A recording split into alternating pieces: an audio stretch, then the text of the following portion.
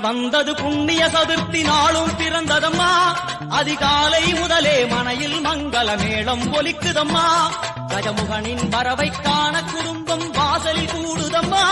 மாக்கோலம் இட்டொரு மனை மேல் வந்தான் ஆரத்தியாகுதம்மா.